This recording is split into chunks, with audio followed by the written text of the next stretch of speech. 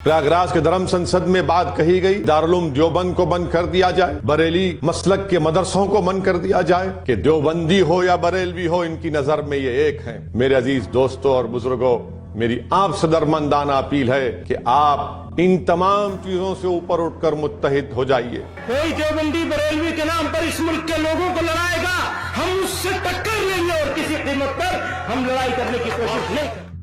उत्तर प्रदेश विधानसभा चुनाव में अपनी लीडरशिप तैयार करने का दम भर रहे हैदराबाद से सांसद असदुद्दीन ओवैसी के बयान और भाषण मुस्लिम समुदाय के एक हिस्से को खूब रास आ रहे हैं। पश्चिमी यूपी में उनके डोर टू डोर कैंपेन में जिस तरह की भीड़ टूट रही है, वो इस बात पर काफी हद तक मुहर लगाती है। अब ओवैसी ने यूपी ही नहीं बल्कि देश की दो सबसे बड़ी विचारधाराओं यानी देवबंद और बरेलवी मसलक से एक मंच पर आने की गुजारिश की है।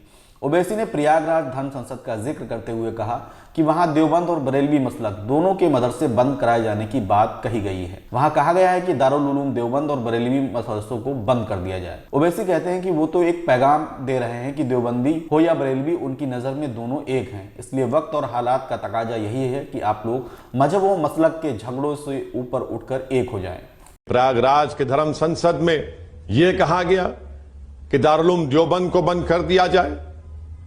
प्रयागराज के धर्म संसद में बात कही गई कि बरेली मसलक के मदरसों को बंद कर दिया जाए।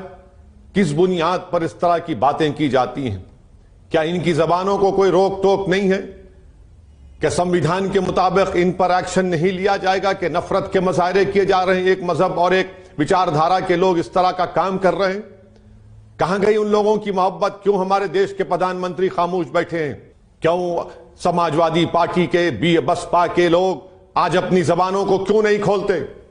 मगर मैं आपसे अपील कर रहा हूं कि जो लोग आज इस तरह की वाहियात और गंदी गुफ्तगू कर रहे हैं, वो तो एक पैगाम दे रहे हैं ना कि देवबंदी हो या बरेलवी हो, इनकी नजर में ये एक हैं। तो मैं आपसे अपील कर रहा हूं कि जिनकी जबानों से निकल रहा है वो ये कह रहे हैं कि सब एक हैं। मेरे अजीज दोस्तों और बुजुर्गों, मेरी आपसे दरमंदाना अपील है कि आप इन तमाम चीजों से ऊपर उठकर मुत्तहिद हो जाइए। हालात और वक्त के तकाजे को आप देखिए। अगर आज आप मुत्तहिद नहीं होंगे, भारत की जमहूरियत में आपकी आवाज होनी चाहिए। हमने 60 साल जिस पर भरोसा किया, जिनको नेता बनाया, जिनको वजीर आजम बनाया, जिनको मुख्यमंत्री बनाया, जिनको इख्तिदार दिया, क्या मिला हमको?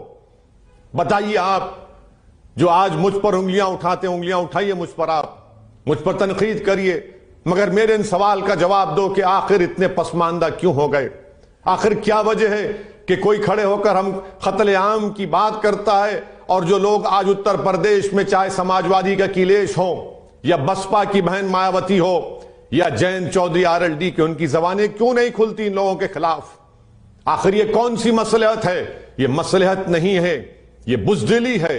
ये बुज़दिली भी नहीं है, बल्कि ये इन तमाम बातों पर खामोशी, उनकी नीम रजामंदी की बात कर। दरअसल इन दोनों मसलकों के बीच वैचारिक मतभेद है, लेकिन इस बार ओवैसी ने दोनों को साधने की कोशिश की है। ऑल इंडिया मजलिस इत्तेहादुल मुस्लिमीन यानी AIMIM ने जमीयत उलमा हिंद के अध्यक्ष मौलाना महमूद मदनी के भतीजे उमैर मदनी को सहारनपुर की देवबंद सीट से प्रत्याशी बनाया है। दूसरी तरफ दरगाह आला हजरत के प्रमुख मौलाना सुबहानी मियाँ के दामाद सैयद आसिफ मियाँ को उत्तराखंड की खटीमा सीट से चुनावी मैदान में उतारा है। हालांकि आसिफ मियाँ के चुनाव लड़ने पर दरगाह प्रबंधन ने उन्हें दरगाह की जिम्मेदारियों से हटा दिया है और उन्हें चुनाव में दरगाह का नाम इस्तेमाल न करने की हिदायत भी दी है।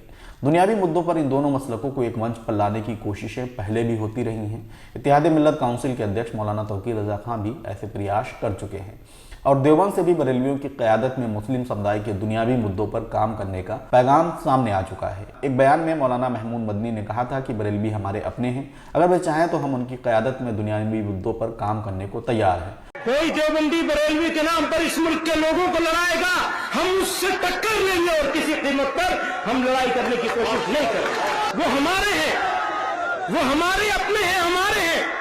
हम आपको दावत देते हैं और हम उनसे कहते हैं अगर उन्हें क़यादत चाहिए तो हम उनकी क़यादत में भी जुल्म के खिलाफ लड़ने के लिए तैयार हैं इंशाअल्लाह। अब ओवैसी ने भी वही जरूरत दोहराई है।